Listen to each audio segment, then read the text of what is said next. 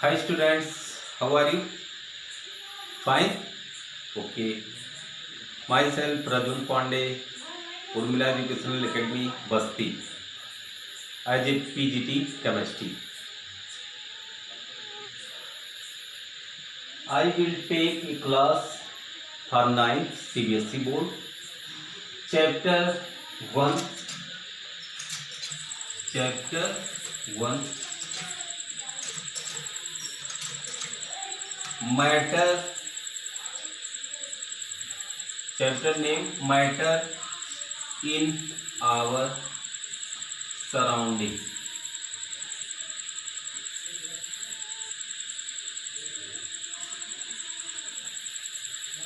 That's chapter name, lecture 2nd, chapter 1. Already we discussed about matter and characteristic of matter. We will define characteristic of matter in this topic. In this lecture, we will describe characteristics of matter. First characteristics is particles of matter are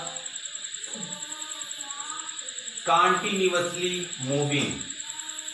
Continuously moving.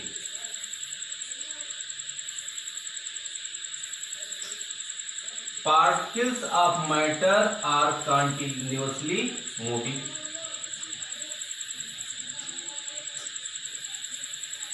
Cause of movement is kinetic energy. Kinetic energy possesses particles of matter. All movement arise due to presence of kinetic energy. कहने का अर्थ क्या है? Particle of matter मतलब matter के particles जो होते हैं या कण जो होते हैं वो ऑलरेडी या हमेशा जो होते हैं मूवमेंट की अवस्था में होते हैं, मतलब मूव करते हैं। मूव करना मतलब अपने स्थान पे फिक्स होकर के भी मूव कर सकते हैं और अपना स्पेस भी बदल सकते हैं। मतलब कहने का अर्थ है कि उसी तरह उस अकॉर्डिंग मतलब उसी के अकॉर्डिंग जो है मैटर को 3 स्टेट्स में डिवाइड किया गया, सॉलिड, लिक्विड और गैस। इसके अंतर्गत हम लिख सकते हैं particles possess kinetic energy. Kinetic energy अभी इसका एक्सपेरिमेंट भी हम बता रहे हैं कि कैसे ये एक्सप्लेन होगा। एज द टेम्परेचर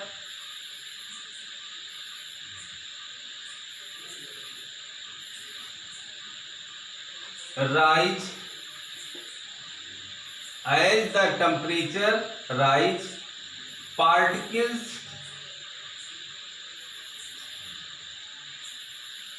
moves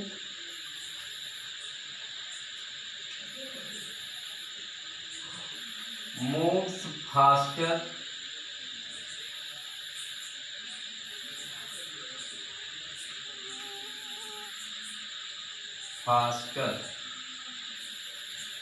मतलब जैसे ही टेम्परेचर को बढ़ाया जाता है पार्टिकल जो उसका मूवमेंट क्या हो जाता है, तेज हो जाता है। पार्टिकल का मूवमेंट जब तेज हो जाता है, क्यों तेज होता है? Because of kinetic energy. Kinetic energy increases। कहने का अर्थ क्या है कि कोई भी पार्टिकल है उसमें मूवमेंट किसके कारण होता है।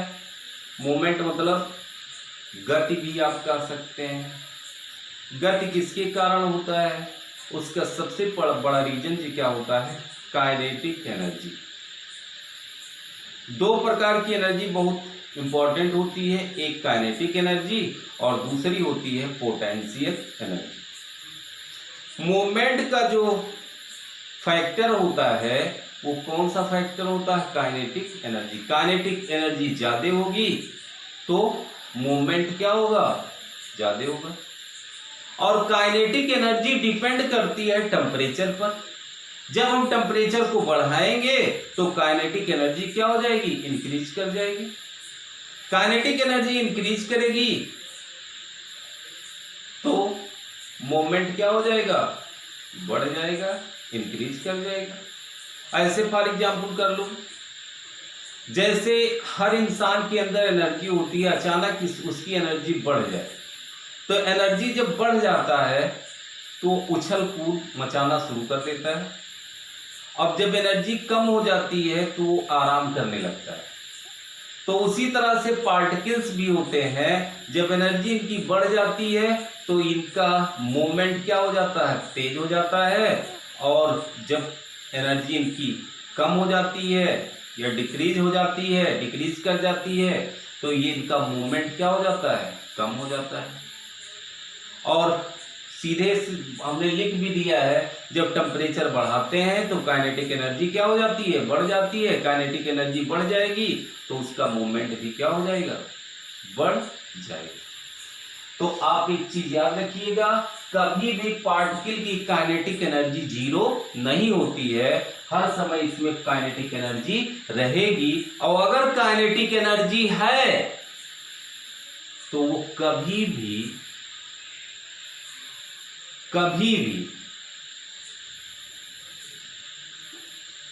मतलब एक पोजीशन पर स्थिर नहीं रह सकता है। वो हर समय क्या करेगा, नहीं कुछ करेगा तो वाइब्रेशन ही करेगा, लेकिन कुछ ना कुछ वो करेगा, मोमेंट कुछ ना कुछ उसमें होगा।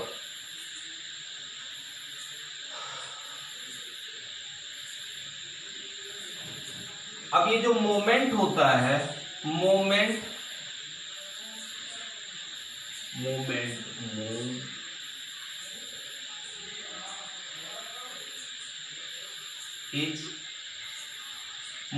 किसमें ज्यादा होगा और किसमें कम होगा।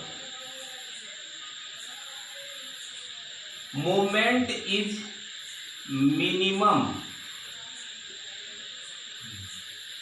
In solid, minimum in solid, liquid, तीनों में देखा जाएगा, सॉलिड, लिक्विड और गैस। तो सॉलिड में क्या होता है, मूवमेंट मिनिमम होता है, उससे ज्यादा किसमें होता है,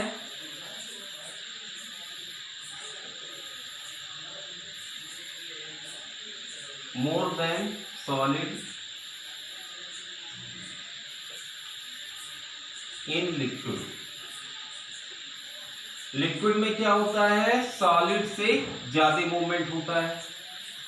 थर्ड होता है मैक्सिमम इन गैस,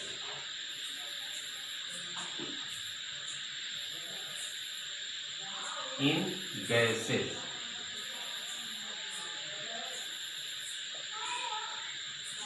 मिनिमम क्या होता है, जो मूवमेंट होगा, काइनेटिक एनर्जी बढ़ेगी तो मूवमेंट क्या हो जाएगा, बढ़ेगा। लेकिन तीनों के अकॉर्डिंग देखा जाए, सॉलिड और लिक्विड और गैस, अगर तीनों को मिला के देखा जाए तो सॉलिड के पार्टिकल बहुत नजदीक होते हैं। इससे ज्यादा पार्टिकल के बीच की दूरी किसमें, डिस्टेंस किसमें होती है, लिक्विड में। और सबसे ज्यादा डिस्टेंस किसमें होती है, गैस। जब पार्टिकल पास पास होते हैं तो उनके बीच फोर्स ऑफ अट्रैक्शन ज्यादा होता है। फोर्स ऑफ अट्रैक्शन सबसे ज्यादा किसमें होगा, सॉलिड में होगा। तो ये बहुत क्लोज पैक होते हैं, क्या होते हैं, क्लोज पैक होते हैं। इससे कम किस में होगा, लिक्विड में होता है, मतलब फोर्स ऑफ अट्रैक्शन होता है, लेकिन इसकी तुलना में कम होता है। और गैस के मॉलिक्यूल्स बहुत दूर दूर होते हैं, इस वजह से फोर्स ऑफ अट्रैक्शन क्या होता है, बहुत कम होता है। नोबेल गैस में तो होता ही नहीं। तो आप एक चीज याद रखिए, अब ये देखो, जब फोर्स ऑफ अट्रैक्शन वर्क करेगा, मतलब ये रस्सी से बंधे हैं, अब मान लो कि ये बॉन्डिंग है इनके बीच में, अब ये बंधे हैं, तो ये मूवमेंट कैसे कर सकते हैं, केवल वाइब्रेट कर सकते हैं, ऊपर नीचे दाएं बाएं ऐसे वाइब्रेट कर सकते हैं। इसमें क्या होगा, फोर्स ऑफ अट्रैक्शन होता है लेकिन इसकी तुलना में कम होता है। तो ये क्या करते हैं, अब इसके मॉलिक्यूल, सॉलिड के मॉलिक्यूल्स क्लोजली पैक होते हैं, मतलब अपने पोजीशन से इधर उधर नहीं जा सकते। लेकिन लिक्विड में क्या होता है कि ये जितने भी वॉल्यूम में लिक्विड होती है, उसके मॉलिक्यूल्स पूरे वॉल्यूम में क्या करते हैं, मूव करते रहते हैं। और गैस तो अपने पोजीशन पर रहती ही नहीं है, ये केवल वॉल्यूम में किसी बर्तन में अगर गैस को रख दिया जाए तो गैस उस बर्तन से, मतलब उस वेसल से भी क्रॉस कर जाती है, उसमें भी नहीं रुकती है। तो इस वजह से सबसे ज़्यादा, अब जैसे इसको हीट करेंगे, मतलब इसको टेम्परेचर बढ़ाया जाए, हीट कर दिया जाए सॉलिड को, तो इनमें वाइब्रेशन बढ़ जाएगा, वाइब्रेशन क्यों बढ़ेगा, तो इनका वाइब्रेशन बढ़ेगा तो वाइब्रेट होने लगेंगे। लिक्विड में क्या होगा, लिक्विड में टेम्परेचर जो बढ़ाते हैं तो सीधे जान लीजिए वॉल्यूम बढ़ जाता है, तो वॉल्यूम बढ़ जाता है तो उनका मूवमेंट भी ज़्यादा वॉल्यूम में होने लगता है। ज़्यादा वॉल्यूम में मूवमेंट होगा तो इनका मूवमेंट क्या हो गया, बढ़ गया। और गैस में तो और ज़्यादा मूवमेंट होता है, जितने ज़्यादा हीट होगी गैस उतने ज़्यादा दूरी तक जाएगी। तो इस प्रकार कह सकते हैं मिनिमम किस में होता है, सॉलिड में होता है, और मैक्सिमम किस में होता है, गैस में होता है, और मोर देन सॉलिड में किस में होता है, इन लिक्विड में होता है, और लेस देन गैस किस में होता है, लिक्विड। लिक्विड में क्या होता है, मॉडरेट होता है, क्या होता है, मॉडरेट होता है। तो यहां तक तो हम समझ रहे हैं कि आपको समझ में आ गया होगा। ये फर्स्ट कैरेक्टरिस्टिक था। सेकंड कैरेक्टरिस्टिक क्या है, उसके बारे में थोड़ा बात किया जाए, चर्चा की जाए।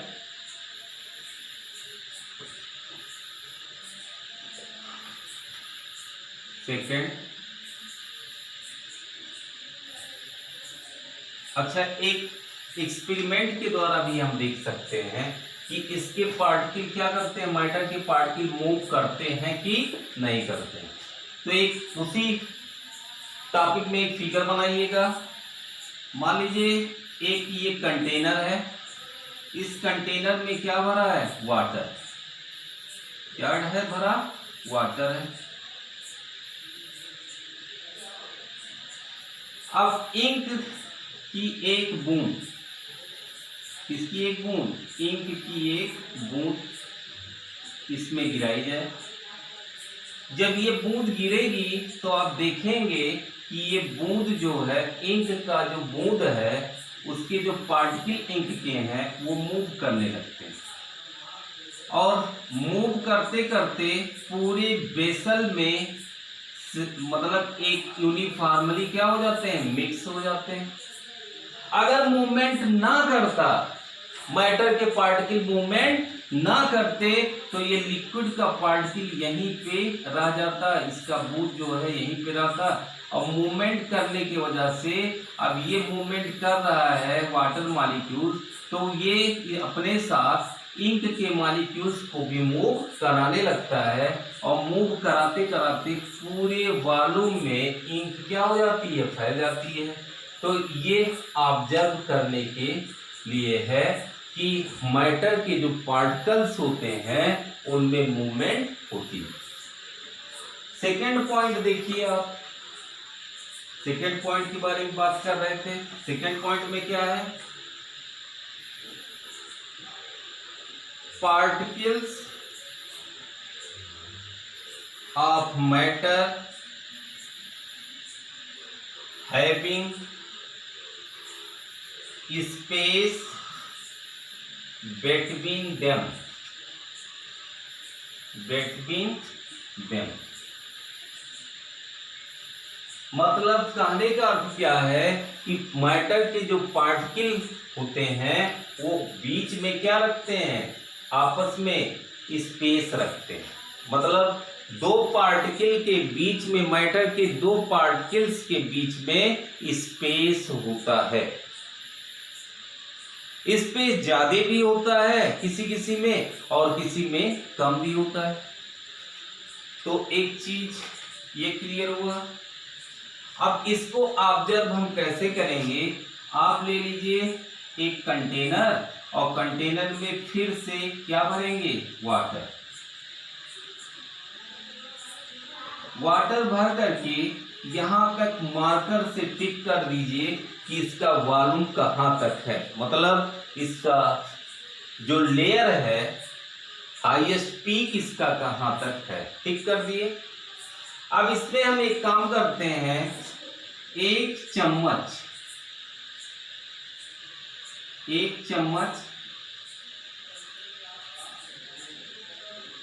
शुगर,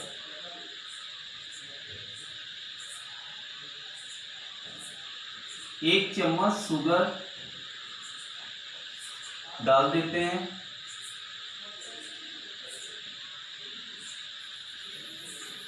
शुगर डालते हैं तो शुगर डालने से इसका वॉल्यूम क्या होना चाहिए, इंक्रीज होना चाहिए। उसके बाद इसको डिजॉल्व करने के बाद, मतलब घोलने के बाद शुगर को, फिर जाते हैं देखने के लिए कि वॉल्यूम इंक्रीज हुआ है कि नहीं हुआ है। तब देखने पर हम पता क्या पाते हैं कि वॉल्यूम में कोई चेंज नहीं हुआ। अब वॉल्यूम में जब कोई चेंज नहीं हुआ है तो इससे क्या स्पष्ट हो रहा है, ये क्या चीज बता रहा है, इस चीज का एक्सप्लेन कर रहा है, इस चीज का एक्सप्लेन कर रहा है कि जैसे वाटर के दो मॉलिक्यूल्स हैं तो दोनों के बीच में क्या है, स्पेस है। और ये दोनों किसके मॉलिक्यूल्स हैं, वाटर के हैं। इनके बीच में किसका मॉलिक्यूल्स आ गया, शुगर। क्या आ गया, शुगर आ गया। अब स्पेस था तो इसके बीच में शुगर के मॉलिक्यूल्स एडजस्ट हो सकते हैं और एडजस्ट हो जाते हैं। इस प्रकार इसका वॉल्यूम इंक्रीज नहीं होता है।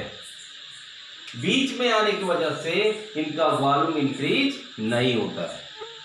और वॉल्यूम इंक्रीज होना चाहिए, लेकिन क्या होता है कि मैटर के पार्टिकल्स के बीच में इंटरमॉलिक्यूलर स्पेस होता है। उस स्पेस में जा करके शुगर के मॉलिक्यूल शिफ्ट हो जाते हैं, मतलब बीच बीच में एडजस्ट हो जाते हैं, जिससे उनका वॉल्यूम इंक्रीज नहीं होता है।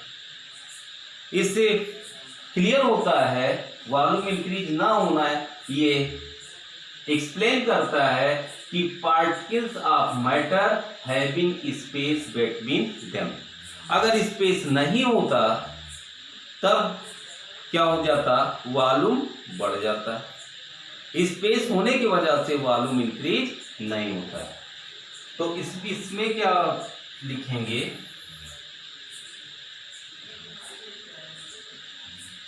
द स्पेस बिटवीन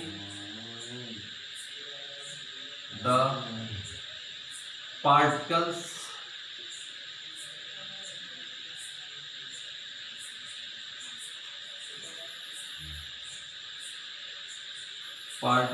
आर,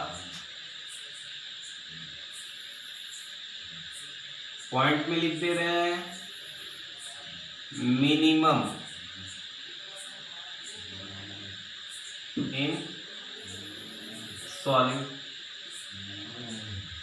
मतलब सॉलिड के बीच में स्पेस क्या होता है, मिनिमम होता है। इससे ज्यादा किसमें होता है, मोर इन लिक्विड। मतलब सबसे कम किसमें होता है, सॉलिड में। उससे ज्यादा किसमें होता है, लिक्विड में। और सबसे ज्यादा किसमें होता है, मैक्सिमम इन गैस। सीधी सी बात है कि सॉलिड के बीच में इंटर मॉलिक्यूलर जो स्पेस होता है सबसे कम होता है, इससे ज़्यादा किसमें होता है, लिक्विड में, और सबसे ज़्यादा किसमें होता है, गैस। इसीलिए दो गैसों को आसानी से मिलाया जा सकता है। ये बात हो गई सेकेंड पॉइंट। थर्ड पॉइंट लिखिए, देखिए अब इसके लिए हमने प्रैक्टिकल भी आपको बताया कि कैसे किया जाएगा।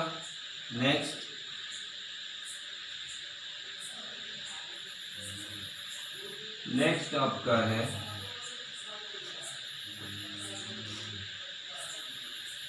थर्ड पॉइंट है पार्टिकल्स ऑफ मैटर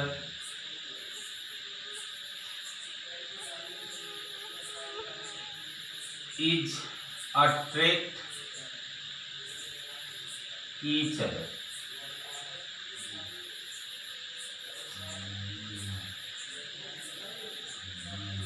आप चोटी देखे होंगे नल का, नल की ये टोटी है, टोटी से पानी को बूंद बूंद के रूप में गिराया जाए। जैसे ये हमारी हथेली है, हथेली में पानी को ऐसे डाला जाए, बूंद बूंद में ऊपर डाला जाए, तो नीचे भी हमको क्या होता है, एक जगह इकट्ठा होकर के बूंद बूंद के रूप में गिरती। नहीं समझ में आया? ऊपर डाले तो कुछ इधर से गया कुछ इधर से गया, लेकिन नीचे जा करके सब बूंद बना करके नीचे गिरता है। इसका अर्थ क्या हुआ, जैसे बाय द वे हम ये टोटी है, टोटी से पानी निकल रहा है,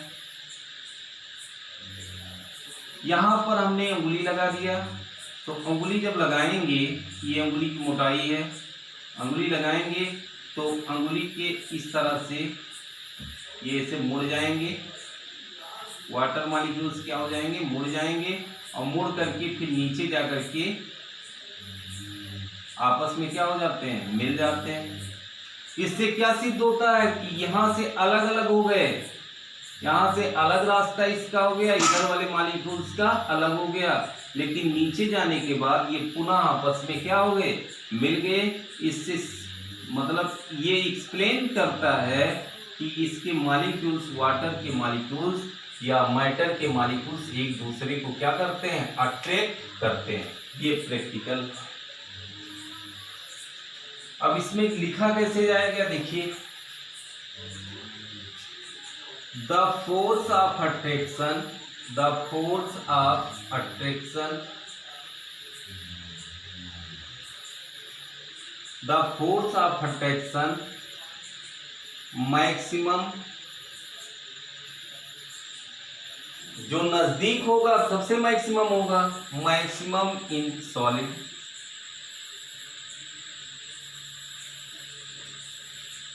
intermediate, mediate in liquid, and minimum in gases. मतलब कहने का अर्थ क्या है कि फोर्स ऑफ अट्रैक्शन मॉलिक्यूल्स के बीच में या पार्टिकल्स के बीच में फोर्स ऑफ अट्रैक्शन मैक्सिमम किसमें होता है, सॉलिड में होता है, इंटरमीडिएट इससे सॉलिड से कम किसमें होता है, लिक्विड में होता है, और सबसे कम किसमें होता है, गैस में होता है। तो ये तीनों पॉइंट